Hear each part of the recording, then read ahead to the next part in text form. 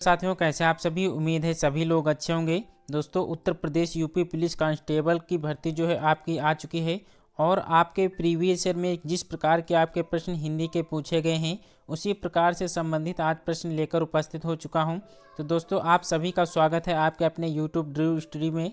तो चलिए दोस्तों, देख लीजिए आपके किस प्रकार के प्रश्न आपके पूछे जाते हैं।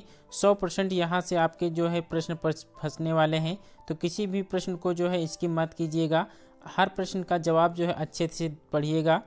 पहला प्रश्न, हिंदी के जिन वर्णों का उच्चारण करते समय केवल श्वास का प्रयोग किया जाए उन वर्णों को क्या कहते हैं। अघोष कहते हैं, सघोष, अल्पप्राण, महाप्राण। तो हिंदी के जिन वर्णों का उच्चारण करते समय केवल श्वास का प्रयोग किया जाए उन्हें जो है अघोष वर्ण कहते हैं। निम्नलिखित में से अल्प प्राण वर्ण कौन सा है। अल्प प्राण वर्ण कौन सा है। तो प्रत्येक वर्ग का पहला, तीसरा और पांचवा वर्ण जो होता है ये आपका अल्प प्राण वर्ण होता है। तो का और गा जो है आपका अल्प प्राण वर्ण है। तो ऑप्शन बी इसका बिल्कुल सही जवाब है। प्रश्न 3, सा और ये सा हा कौन से व्यंजन कहलाते हैं। प्रश्न 3 का जवाब करना है।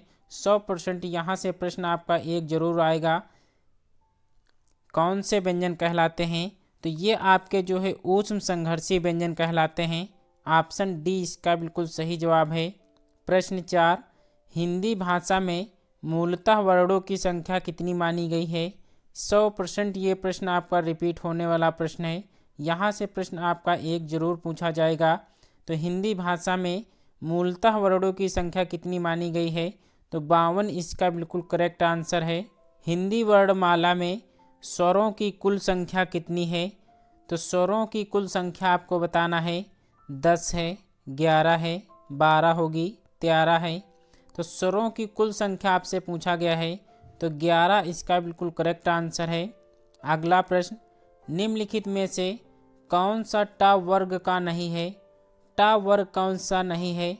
तो टा वर्ग का आपका जो होता है वो टा ठा डा ढा अड़ा होता है, लेकिन कंठ जो होता है का खा गा आता है। तो ऑप्शन डी आपका जो है कंठ टावर का नहीं है। अगला प्रश्न, निम्नलिखित में से कौन सा पश्च स्वर है। पश्च स्वर कौन सा है। तो ऑप्शन 2 में से आपको डिसाइड करना है कि पश्च स्वर कौन सा है।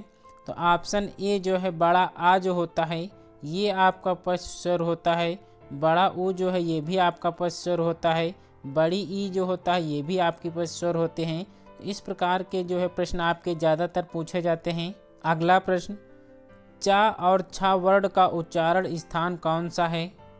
चा और छा का वर्ण का उच्चारण स्थान कौन सा है। तो चा और छा जो है आपके तालु वर्ण का उच्चारण स्थान है। ऑप्शन ए इसका बिल्कुल सही जवाब है। भाषा की सार्थक लघुत्तम इकाई है। प्रश्न 9 का जवाब करना है। भाषा की सार्थक लघुत्तम इकाई क्या है। तो ऑप्शन सी जो है ध्वनि इसका बिल्कुल करेक्ट आंसर है। दोस्तों, टॉप 20 प्रश्न करने वाले हैं। 20 में से अगर आपके 10 प्रश्न यहाँ पर आज सही करते हैं तो कमेंट बॉक्स में ज़रूर बताइएगा। 10 प्रश्न सही करने का मतलब है अगर आप 10 प्रश्न सही करते हैं तो पेपर में जो आपके 25 से 30 प्रश्न आपके जो हिंदी में पूछे जाएंगे वहाँ में जो है आपका अच्छा लेवल स्कोर रहेगा। अगला प्रश्न, वर्ण शब्द का अर्थ नहीं होता है। वर्ण शब्द का अर्थ कौन सा नहीं होता है। रंग, आकाश, जाति, अक्षर। तो आकाश जो है यह आपका वर्ण का अर्थ नहीं होता है। तो ऑप्शन बी इसका बिल्कुल करेक्ट आंसर है।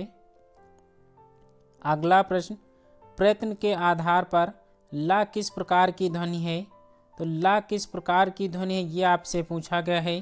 तो ये आपकी पार्श्विक ध्वनि होती है। ऑप्शन ए इसका बिल्कुल करेक्ट आंसर है। करणवाचक क्रिया विशेषण में किस प्रकार का विराम चिन्ह प्रयोग किया होता है। तो किस विराम चिन्ह का प्रयोग होता है ये आपको बताना है। तो करणवाचक क्रिया विशेषण में अर्ध विराम चिन्ह का प्रयोग होता है। ऑप्शन डी इसका बिल्कुल करेक्ट आंसर है। अगला प्रश्न, तुम कब आओगे इस वाक्य में उचित विराम का प्रयोग करें। तुम कब आओगे इसमें जो है आपका प्रश्नवाचक चिन्ह लगा है।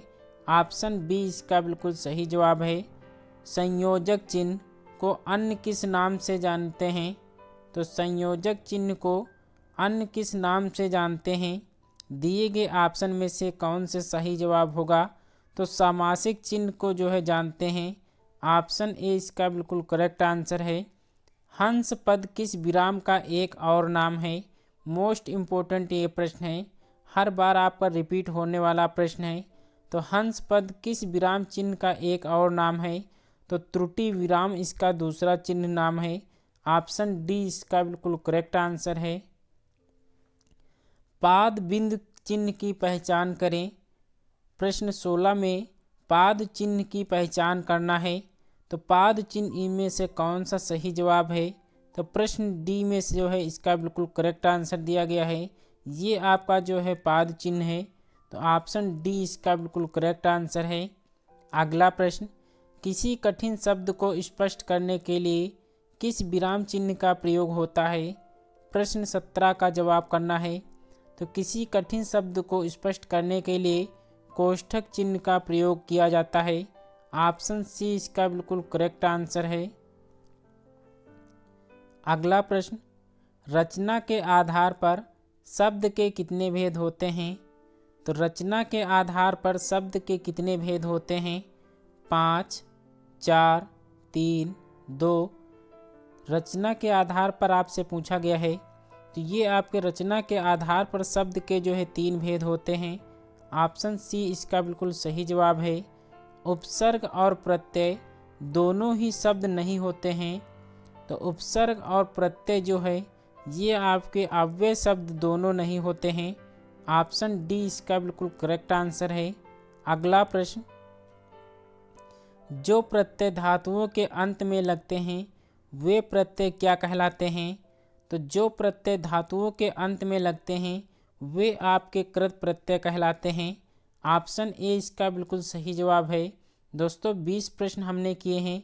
20 प्रश्न में से अगर आप 10 प्रश्न सही करते हैं तो हिंदी के लेवल में जो है आपके अच्छा स्कोर माना जाएगा।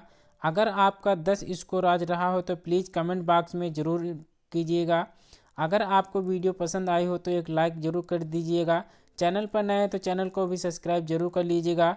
डेली रात जो है 8 बजे आपको यहाँ पर हिंदी की क्लास होगी। 8 बजे आप सभी लोग टाइम नोट कर लीजिए। 8 PM पे जो है आपकी हिंदी की रेगुलर क्लास आपको यहाँ पर दी जाएगी। वैसे प्रश्न जैसे कि आपकी परीक्षा में पूछे जाएंगे 100% प्रश्न यहाँ से आपके फंसने वाले हैं। तो दोस्तों किसी भी क्लास को मिस मत कीजिएगा। तो चलिए दोस्तों आज की क्लास को यहीं पे वाइंड अप करते हैं। मिलते हैं नेक्स्ट वीडियो में, तब तक के लिए अपना ख्याल रखिएगा। जय हिंद, जय भारत।